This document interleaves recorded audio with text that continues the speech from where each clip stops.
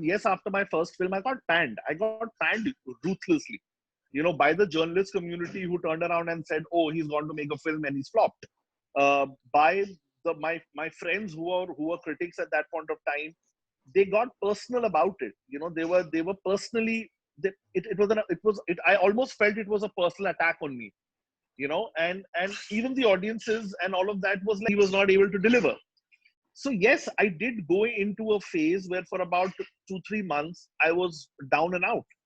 And I was like, okay, did I do the wrong thing? Did I make the wrong choice? Was it something I should have not done? I was in the National Defense Academy for 3 years. So my military training actually helped me because I was able to handle my mind much better. My brother says, I go, "Hi, Baba." And he says, "I'm standing by your window and I want to jump off." And you're not trained. It still like brings a lump to my throat. I don't know what would have happened if I hadn't answered the phone. Your family, your blood, your literally his second parent. And you didn't see the intensity of pain and numbness that your own was going through.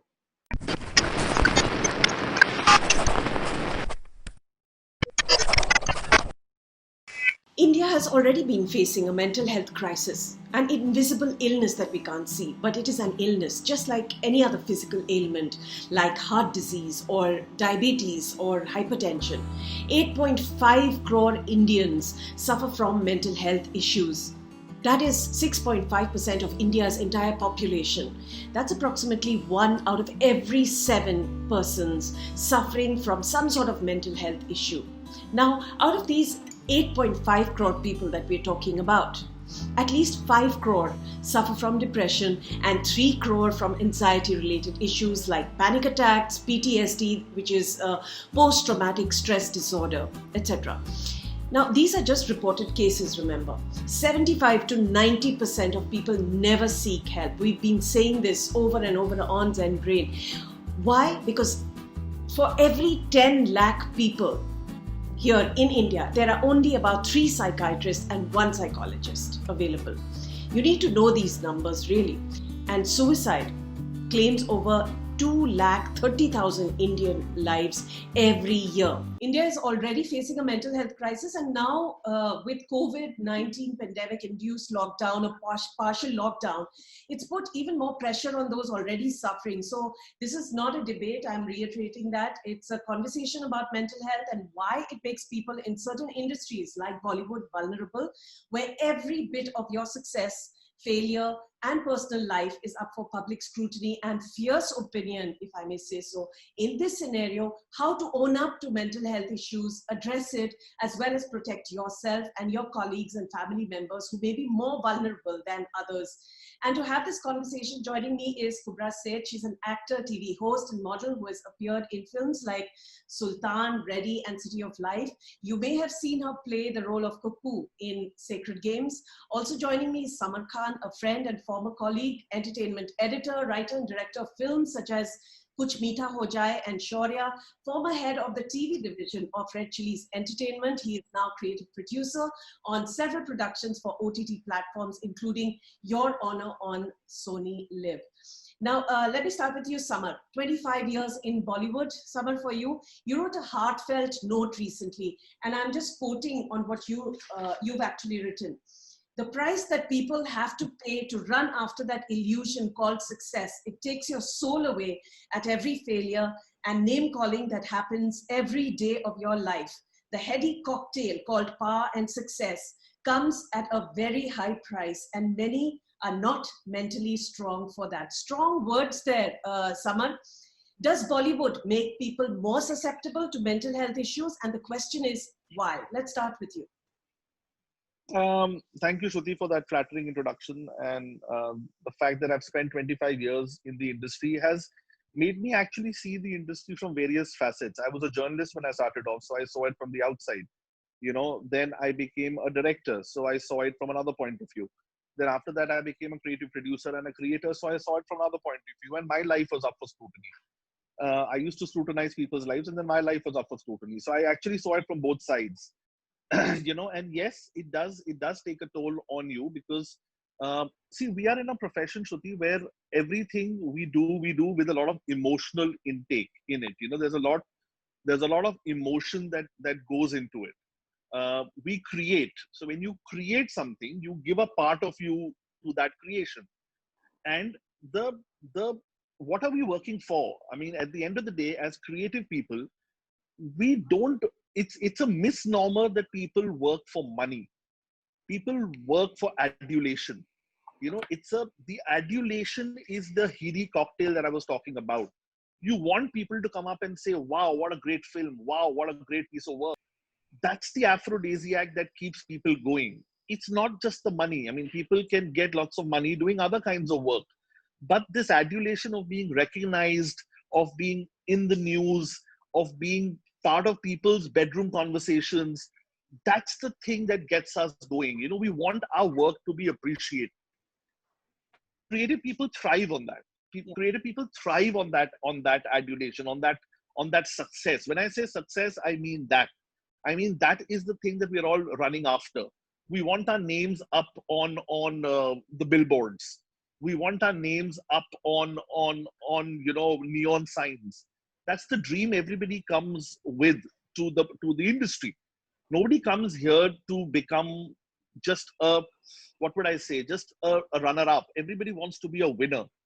Sure. So when the pressure is on that, and when the failure is emotional, it takes a greater toll on you than it would take on any other profession. And sportsmen go through the same phenomena. Any profession which is out in the public eye goes through the same phenomena. Obviously, Bollywood and sports are the two professions that we know publicly. So there is greater talk and chatter about that. But my words, what you quoted, were actually meant for that success. It was not monetary. It's not about how many cars I have or what I have. Sure. I mean, I know for a fact that I have seen actors who have great amount of money, who have got money to last them lifetimes. But when that adulation stops coming, I mean, like, I'll give you a line, Shruti, which Mahesh Bhatt told me once, and that line remains, enshrined in my memory. He said, "One day the flowers will stop coming." And that actually just sums up everything. Nobody wants to reach a stage where on your birthday, nobody remembers your birthday, Yeah. because you've got used to a million messages coming to you on your birthday and wishing you happy birthday and flowers coming to your doorstep. The day that goes away, it's a damn difficult world to live in. How did you handle it? And before we go to Kubra, I really want you to bring your personal story here. You directed your first movie, and what happened after? Yeah, I'll tell you what. I think what helped me were two or three things. I mean, yes, after my first film, I got panned. I got panned ruthlessly, by the journalist community, who turned around and said, "Oh, he's gone to make a film and he's flopped."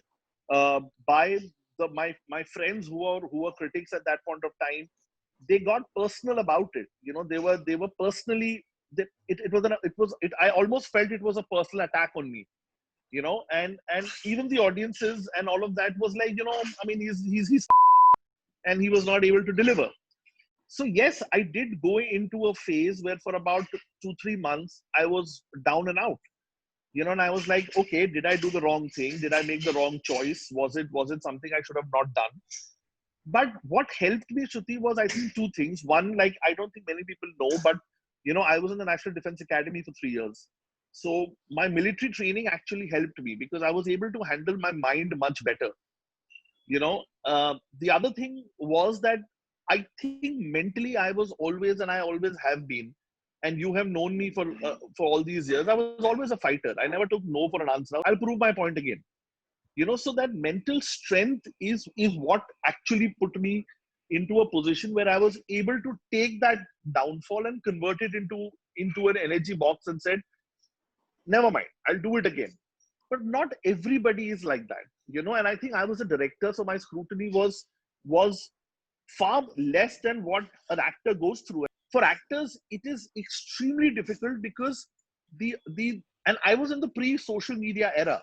So maybe I was able to handle it a little more. And maybe if I was on Twitter and Facebook and stuff, maybe I would have not been able to handle it. Maybe it would have been far more ruthless for me. Let's get KUBBRA in here now. KUBBRA, tell us what your experience has been like, really, and especially with all this social media scrutiny that is constantly there. You know, I have to agree with what Sam said, because he hit the nail on the head. Nobody comes to Bombay with no dreams. Nobody wants to be a runner-up. And if you ask me, I mean, even now, I just kind of understand it differently than I did 10 years ago. And Sam met me 10 years ago when I had just come into the city. I was visiting the city. I had no idea where I'm going to live. I didn't have a house, nothing. But I came to this city to be famous. I have no idea what I'm going to do in order to become famous, but I knew that was the ultimate goal. Now, over a period of time, after doing work and having received recognition, you're like, oh, hold on. It's not, fame is just a component of, everything else. And when you have a certain place that people put you on, they want to hear your thoughts, they want to hear your business, they want to know what you're wearing, they want to know where you're going, what you're eating, what you're doing next. And as I think normal, settings of the corporate world, because I've lived there and I've done that too, nobody cares. Everybody knows you're like in a circle of things, and you just have to finish one thing after the other. And I remember I used to wake up and make to-do lists when I used to work at Microsoft and say, I need to finish these things. But when I came to Bombay, it was interesting because I would just go meet people and I would call it work. It was not actually being there at work. It was just being everywhere. It simply, for me, translated into the fact that I need to cut myself really thin, spread myself out, and just be there, accessible to everybody. And when you give that access to people, then automatically you're allowing them to have judgments on who you are, what you do. So I remember, for example, my first film, which I was chuffed about. It was ready. I'm talking about a Salman Khan film. Get out of my face. I have moved into the city 8 months ago and I'm doing a Salman Khan film. And somebody said, I think that's the most ridiculous decision of your life. Because why would you want to play a maid in a film? And I'm like, dude, it's a Salman Khan film. I really want to be there. So I think for me, I wasn't somebody who went to the National Defense Academy, but I did, I think, get rewired at a very young age in my life. So I was bullied when I was in school, and at 10, I think when, I went to the summer camp, and, they saw that this motherboard was really messed up, they just changed the motherboard. They just changed the circuit board. And they said, the wires are good, just fix them. And they gave me a brand new motherboard. So I think I've been functioning with that mental strength since I was 10 years old. And of course, terrible things happen. There are not necessarily good days. But somehow you've always been said, I have always been told, I need to be buoyant to the world and what they say or their opinions or, just their thoughts even, just be buoyant to it. You don't become the product of their thoughts. So you just have to have your own mind really strong. So I think I kind of live my life like that.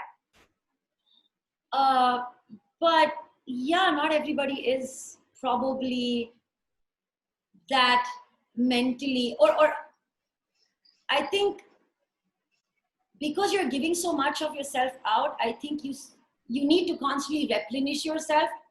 And if you don't do that, then it's very easy to lose sight of who you are, what you came for, what your journey is, what your purpose is. And when you lose that, then you get caught in this turmoil. You go into a tailspin, and it's not a good place. And I know I can't say it for a fact that I've gone through something like this. I didn't have the luxury to say I am depressed. It was a casually thrown around word, oh, I don't have coffee, I'm depressed. And you don't realize how ghastly that can be for someone who's actually going through something like that. But I saw my brother go through it.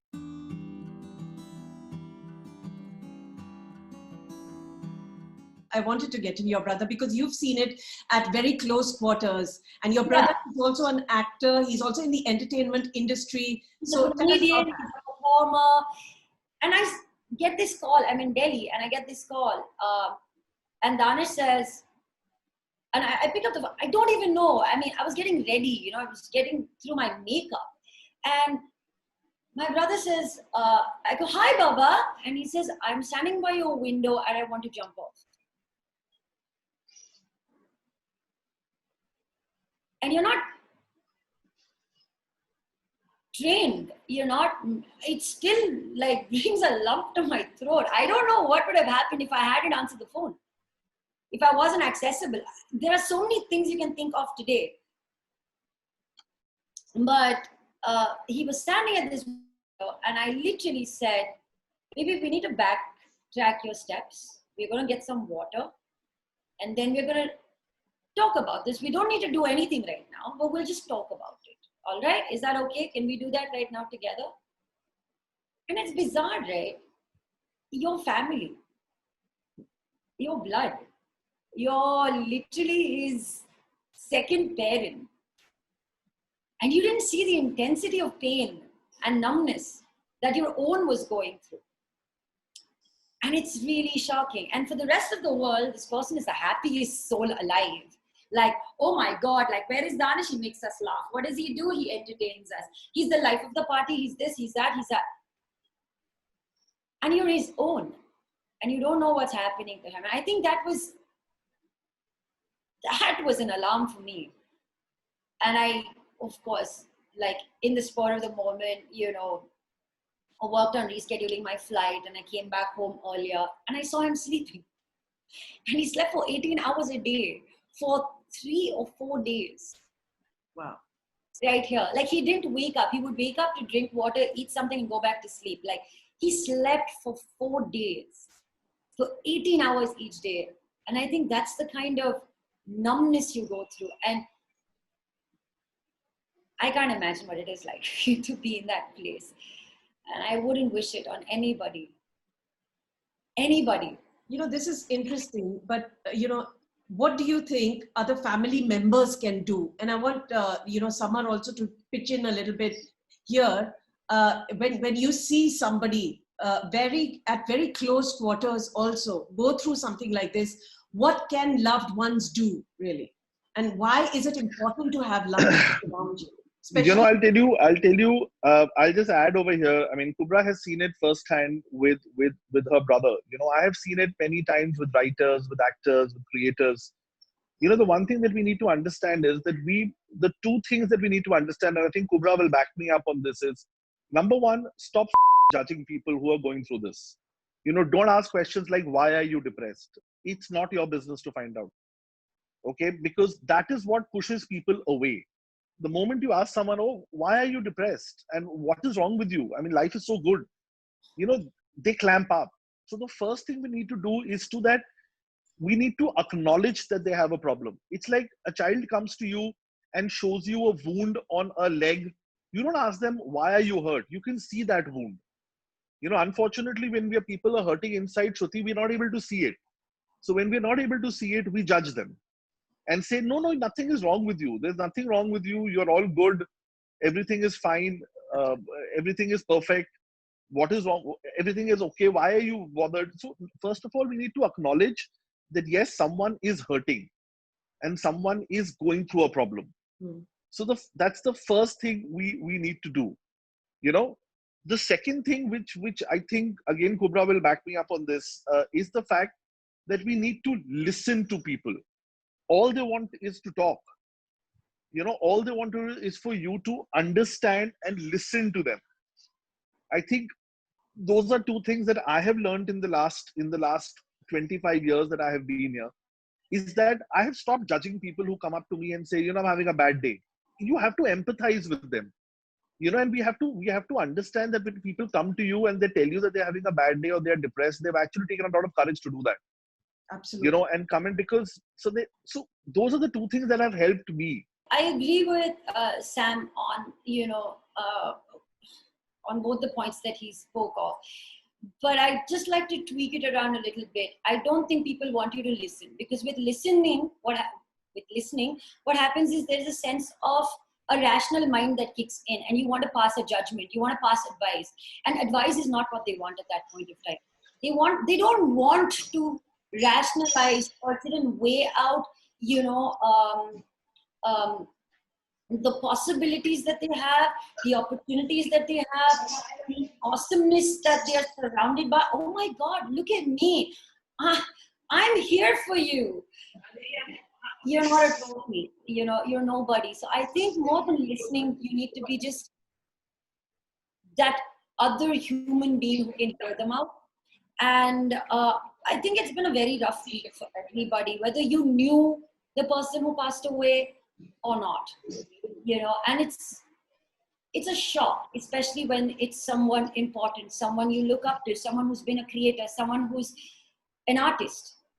I think it affects everybody, because that's the impression, that's the person you don't know the real person.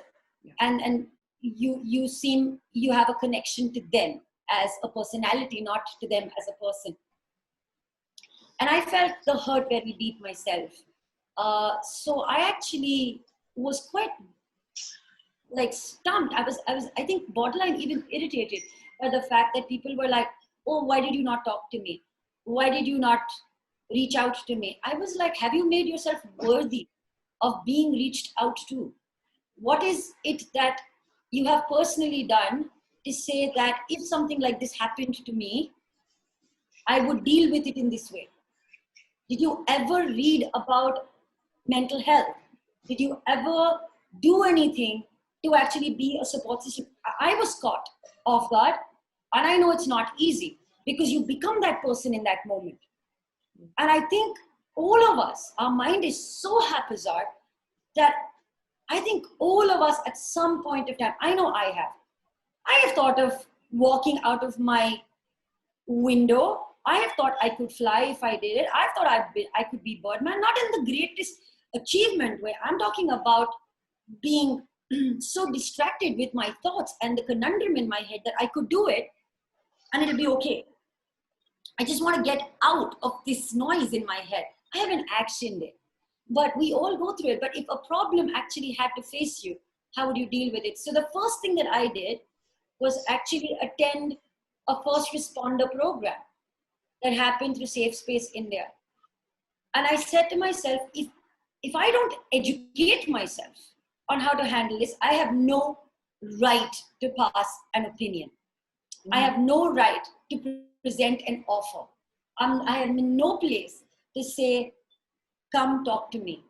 If I haven't equipped myself enough to deal with the situation, and everybody's been talking about how tough this particular time is, because I think we're so used to running, we're so used to escaping from ourselves that, can you imagine how frightening we are as people that we can't spend time with ourselves?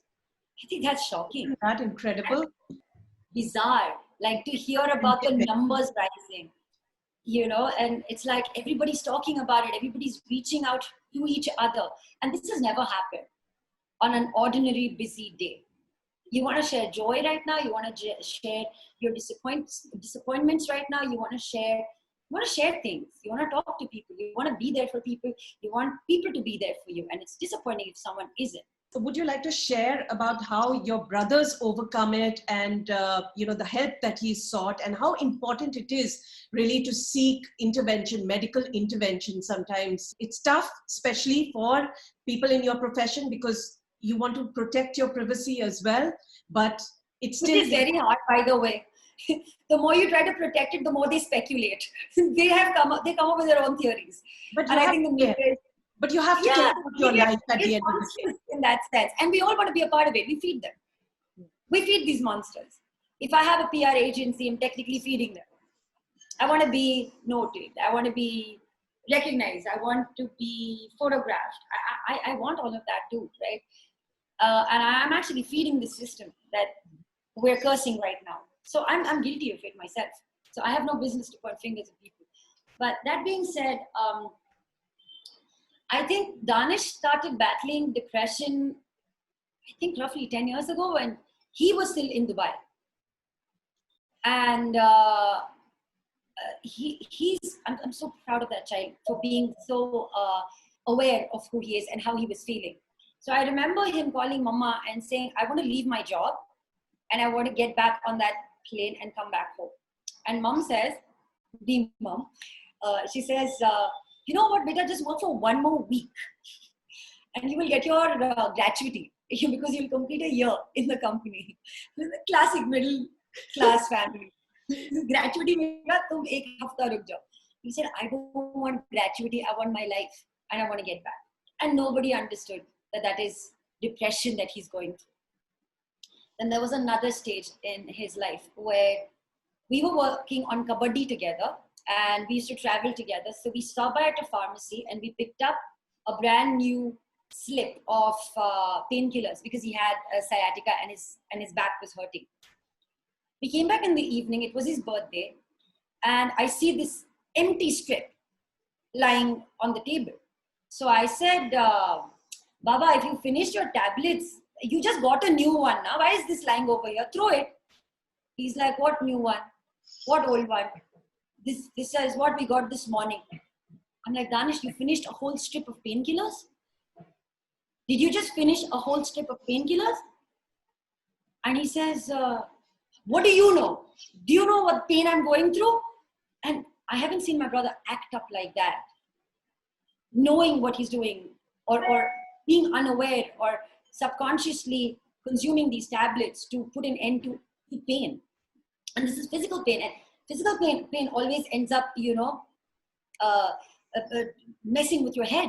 And you don't realize that. And I literally said, Dan, we need to sit and have a conversation. Sent him to the physio, made sure that he was feeling much better, followed up with him.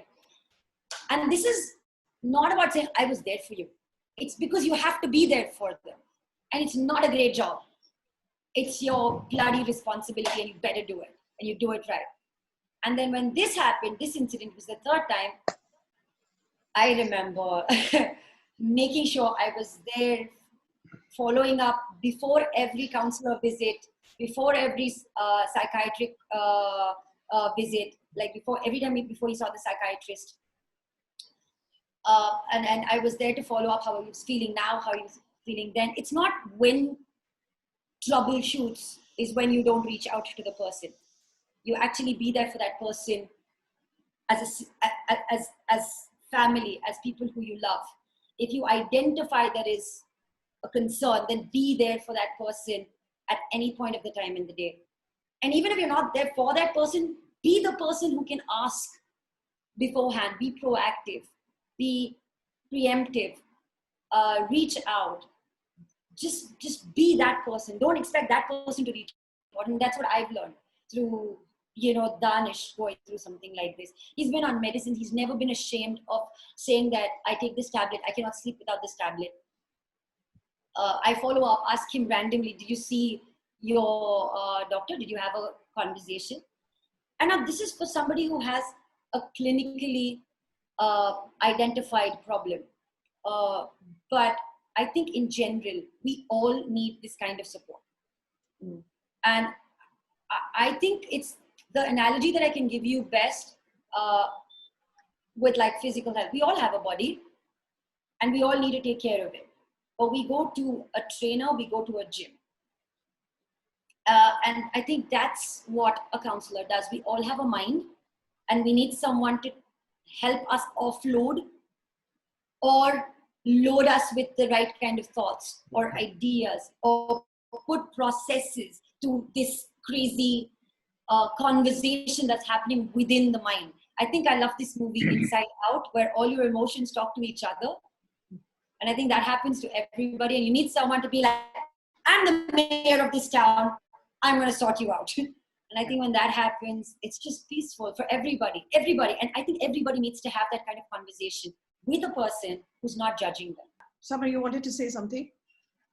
Go ahead. Yeah, the one point I wanted to add over here, to what KUBBRA said, and I think, she spoke beautifully about her own brother going through the whole thing. the thing over here, Shruti, is that we don't have enough trained counselors. Yes. We don't have enough people who are trained. And when I say counselors, I just mean wellness experts. People who can talk about mental wellness and just come to offices and come to creative people and just give them wellness techniques. Because see, unfortunately, the difference over here, Shruti, is that in a gym or when you're working out, you can have one routine that fits 10 people. Over here, one routine can't fit two people together. Yeah. We are so mentally different from each other. Absolutely. So, that's the problem that I have seen. That's the problem that I have seen around me, that we don't have enough wellness counselors, and one size does not fit all. Yeah. Like, Yeah, this is a very important in a point. gym, Very important point. yeah, that in a One size does not fit all. Also, the does number not that fit we're all. talking about, Samar, just to give a perspective, out of every Sure. in 10 lakh Indians, you have 3 psychiatrists and 1 psychologist. But it can be a good friend or family member that can prevent, a catastrophe. And by Absolutely. talking, I just heard that every 40 seconds somebody attempts suicide in our country. Every 40 seconds. 3,20,000 people die by taking their lives in India annually. First of all, we need to identify that mental wellness is important. Number one, we have not identified that. Number two, we all need to know just basic things that we can do to maintain mental health. Just basic things, which could be as simple as listening to music, which could be as simple as playing a game of Monopoly, which could be as simple as spending time with the dog. It could be simple things that we all need to inculcate as habits, which is why I said that mental coaching is important, without it leading. And I think what KUBBRA and I will reiterate over here, Shruti, is that we have to stop it from becoming a problem, because once it becomes a problem, then you need professional help. Then family can't really do too much, because your mind has already got completely it's completely wired wrong. Samar, but I'd like to make a point here that there is a genetic component as well. When we talk about the biopsychosocial model, it has to do with genetic makeup. It also has to do with the environment that you've grown up in. And by the way, siblings can be completely different wired. Like KUBBRA said, she was wired differently, but her brother may have been wired completely differently. Sure. There are people who take on stress differently. We have to understand that and not compare. Yes, we do. What we are going through with somebody else, and be empathetic towards them. That's very exactly important. which is exactly what I meant, Shruti, when I said that we need to stop it from becoming a problem. So even parents, even teachers, and even all these people need to be taught the importance of mental health. Because comparisons start from childhood, from school, and from home. Absolutely. Your brother is doing so well, why can't you handle it? Oh, you are the same kids, your brother is more successful than you are, why are you not that successful? So those things, even parents, and we need the system, we need mental health to become a part of our lives from the very beginning. And for that, we need mental counselors and wellness people who can then guide parents, guide teachers of how to handle kids at a young age. Because these are thoughts that, like you said, genetically some people are born with, and then they get accentuated while you're growing up and while you go to school. Because they are stressed. Okay, now let me ask both of you. KUBBRA, let's start with you. What are some of the things that you make sure that are present in your life that can help you overcome deep stress sometimes? With the profession that you are in, the kind of perhaps opinions that are thrown at you, or the scrutiny that you face. How do you protect yourself? I did not understand the value of breathing and breath for a very long time. I just didn't. I could not be a person who could sit with myself, I could never understand, because I know there have been times when I've been the machinery, I've been the engine, and I've been running. But at times, I've just been moving forward with momentum, with no idea what's coming in my way. But I think the last 1.5 years has been a far more peaceful ride for me, because I have worked towards awareness. I've worked towards mindfulness. And I don't say that I am somebody who's snapped out of so-called, the conditional outburst or reactions that one has. But I'm somebody who's definitely now aware that I'm reacting and not responding. That allows me to actually, kind of nip the bud. The other thing that has worked for me is taking voluntary pauses in my life. I'm not waiting for a COVID-like situation to take my phone away from me or stop my work or my interaction with people. I voluntarily do that. I've been doing that since 2014, I think. So I would take like 15 days off. I would go away into the mountains or do a rafting trip where my phone doesn't work. It's bizarre, right? I think it's a very interesting time that we live in, where we are actually scrolling mindlessly through our phones and we're calling it work. That's interesting. And it's not the most interesting. You're not doing anything for yourself. You're not feeding your mind with information. You're just feeding your mind with junk, and you can't really, there are exceptions to the rule, like people who can eat like only a burger for the rest of their life. Like, I don't think I can do that. And I don't think anybody else can do that. And I also believe, especially when it comes to our industry, we are people who are sensitive. We are people who are fragile. If we didn't have that kind of vulnerability, we wouldn't be able to create something new. And creation is a very hard process. It's a very, very difficult process. I mean, to begin with, what size of canvas do you want? What's the size of your success? What is the size of your goal? And then to pick what kind of material I'm going to use, what colors I'm going to use, what is going to be that first point from where I'm going to start drawing something. I think each one of us is an artist, and creation is a very, very difficult process. I think you need things that are less complicated in the mind then, because art is created out of complications. Every story today that you see has a complication. There's always a start, a body, and an end. There is a high, there is a low, there's redemption, there is a bad guy, there's a good guy. I think this is the story of our lives. It's not one happy, but to know that there is hope. I think Sam has worked with Shahrukh way more than anyone else that I know. And it's brilliant, right? Because Shahrukh says that if everything isn't good at the end of it, then it's not the end, So I think that hope keeps us alive. Does hope keep us alive, Samar? I think you have another take on hope. I just said that, yes, hope keeps us alive, but it's that hope that kills us in the end too.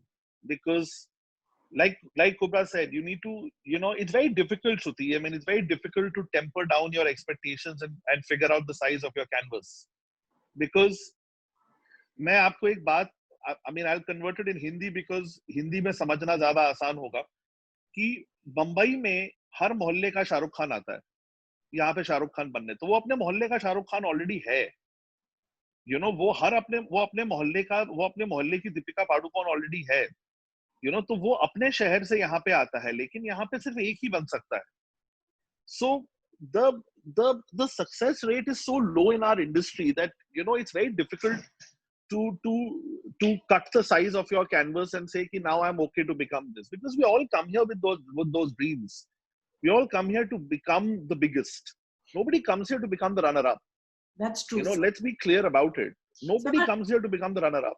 I'm such a born optimist. It's bugging me now to know that, because I remember 10 years ago, I moved to Bombay and nobody knew me. I told you, right? I didn't have a place to stay. And I met Sam through somebody whose house I was literally... So I was supposed to be staying in someone else's house. They bailed on me. So I ended up staying with somebody Sam knew. And I was introduced that night to Sam. And literally 3 days later, I was doing a show. We were talking earlier, Samar and myself, and you're talking about extreme optimism, Kubbra. But Samar has an interesting point of view. He says, I start every project with the expectation that it's not going to work. And so everything is a bonus after that. Yeah, we were talking about it, Shruti, and I'll explain it. You need to be prepared for the worst. For the worst. You need to be prepared that if this is what is going to be, now this is the worst that can happen. And maybe live with that worst for a couple of hours in your head. And if you can manage that, then you know that anything else that's going to happen is a bonus. And that's a technique that I have done it in my head, and I have perfected that technique. So even when I go in for a pitch meeting, I know the worst thing that can happen is they'll hate the idea, they'll throw me out of the window, and it doesn't work for us. That's the worst. See, again, I'm optimistic. Well, I'm saying, so I mean, that's the worst that can happen. That's the worst that can happen. Someone tells me that, okay, we found the idea somewhat exciting. Then I get excited. They listen, you were prepared for it being thrown out. Na? Now they've liked something about it. Na? So now let's work on it. If they commission the idea, then I'm really excited. I'm like, I was thinking it will be rejected. It's been accepted. All I'm saying is that all of us need to work because we are creative people. And the one thing that we need to be prepared for is that 80 things will not work. They will not work. You will not be remembered for all the things you do. It will be 80 ideas will be thrown out. So if you need to just tune your mind to it, to say, this is the worst that can happen. Now let me go out and fight the battle. Because if you go with the optimism, a little differently, and I mean, this is the whole point, right? Like the beauty that we all are wired so differently. Absolutely. And the most incredible thing is that we all coexist with each other.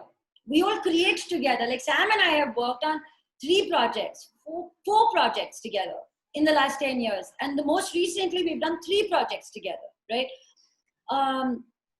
For me, the way I look at things is that anything that I do, the smallest thing that I do, it's going to be the best thing that I've ever done. And I push myself to give my all. I don't, at that point, bring in the element of failure in it, because I'm not doing it to fail. I'm doing it to succeed. So if I don't feed the energies that need me to take me where I want to go, then it's pointless even doing it. If you can find the right balance, Shruti, of saying that we will give it our best shot, but prepare your head for the worst. You give it your best, but you prepare for the worst. You prepare for the worst. Absolutely. Absolutely. You give it your best, prepare for the worst, and anything else in the middle will always be a bonus. Absolutely. This conversation, there's no end to it, because we can carry on talking about it, but I just want your one last word on, what advice you would give somebody who may be going through a very tough situation right now. Kubbra, let's start with you, and we'll wind up with Samar. I won't give them advice. I'm in no place to give anybody advice. I'm only going to be there as a human being with faculty that can process what they're saying, and be for them as a non-judgmental hearing support system. I think in that moment, we all need to tell them that we don't need to decide anything right now. We don't have to action anything right now. We just need to let this time be. And this applies to anybody who feels like this moment is not going to pass. This situation is difficult. I don't know where my next check is going to come in from. I don't know how I'm going to feed my family. These are very, very different, diverse situations. This is a huge canvas that we're dealing with. But when anybody is troubled, the last thing I think they need is advice on saying, "Tu ek kaam karna, ye kar le. Do that, do this." Nothing works. When they are in a space ready to share information and receive information, that's when you have a conversation. Samar, I'm going to give you the last word. We've talked about failure and what it does to your mental health, but success has the same effect, right? You go through disorders with success too. What is that one advice you would put out there? All I can say is that, life is a gift, and you will have bad days, you will have good days. I'm not someone who can give you advice and say how to handle your bad days and how bad your day is going to be or how your bad day is, because I'm not in your shoes. the way I have dealt with it is that I have let the noises settle down, shut my eyes, and I've just kept quiet, and I've said, let the noise settle down, and then easy to get up again and say, okay, maybe I wasn't meant to climb Mount Everest, but maybe this hill is big enough for me, and I'll be okay with this hill. So let me try and climb this hill first. Then I can try Mount Everest. Maybe, यार मैंने अपनी जिंदगी में एक बात हमेशा याद रखी कि चलो मैं क्लास में फर्स्ट नहीं आया, बट लास्ट में तो नहीं आया ना यार, कहीं बीच में आ गया ना भाई. हाँ, मतलब अब मैं नहीं आया फर्स्ट यार, ठीक है, I am not the first, but I am fifth, I am sixth, but last में तो नहीं हूँ भाई. और अगर लास्ट हूँ भी, so I'm so sorry, but there was this boy in my class. His name was Nimit Slim, and we had 50 students in our class when we were in nursery. While all parents would be like, first you have to come first, very good marks, this, that. Nimit Slim's dad would say, my son, he came fourth from the last. So it's just about how you look at that situation, how you look at it. And you need to let the noises in your head calm down. You just need to let them rest for a while, and it's very difficult. I mean, I've known people who are writers who go through this, and actors who go through this. It's very difficult to do it. But somehow you need to find your way. And if you love life, you will find a way. You will find a way to do something.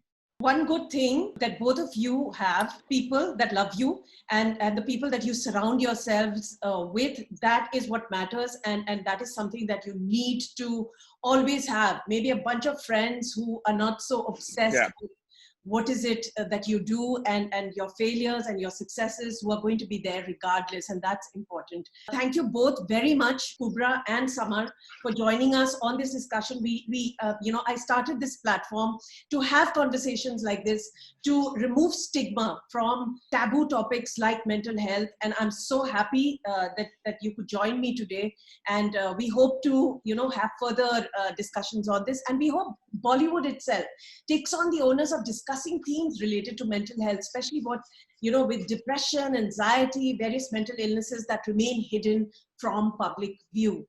Thank you very much, both of you. Thank you, Shruti. Thank you so much. Stay safe. Thank you. Bye, KUBBRA. Both. Bye. Bye.